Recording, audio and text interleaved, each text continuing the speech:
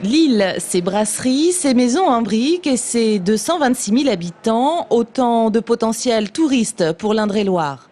Chefs, viticulteurs et comité départemental du tourisme l'ont bien compris. Place ce jeudi à une opération de street food. Le but, valoriser les produits de notre territoire. La Touraine est connue pour ses châteaux, ses vins, mais il faut aussi montrer qu'il y a plein d'autres atouts pour cette destination, à travers notamment la gastronomie tourangelle. Donc on a associé plusieurs chefs à cette opération pour promouvoir la destination au travers de recettes qu'ils proposent en démonstration, en dégustation au public lillois.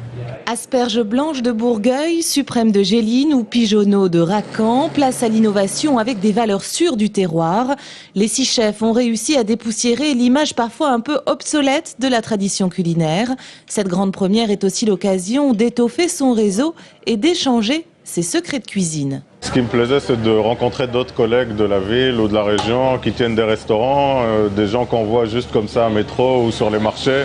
On se dit bonjour, mais c'est sympa de se voir hors contexte, se mesurer un à l'autre, discuter un peu de ce qu'on aime, ce qu'on n'aime pas. Au même moment, dans un autre décor, 36 vignerons de La Hausse-et-Chinon faisaient leur promo devant un public plus ciblé, restaurateurs, cavistes et sommeliers du Nord. Objectif, montrer l'unité d'un terroir et faire une opération coup de poing. Lille est quand même une région où l'appellation est déjà bien diffusée. On aime bien les gens du Nord. Ce sont des gens qu'on apprécie particulièrement, qui ont une culture du vin assez poussée, pour lequel le Chinon est déjà bien représenté. Aussi une ville qui a un potentiel. On est en limite de la Belgique et nos amis belges viennent aussi à Lille.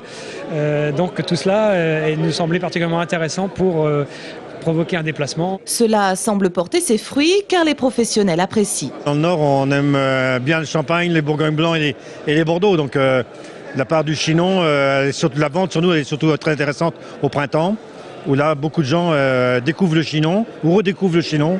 Cette journée test est plutôt concluante. Tous les participants en regardent déjà vers 2010.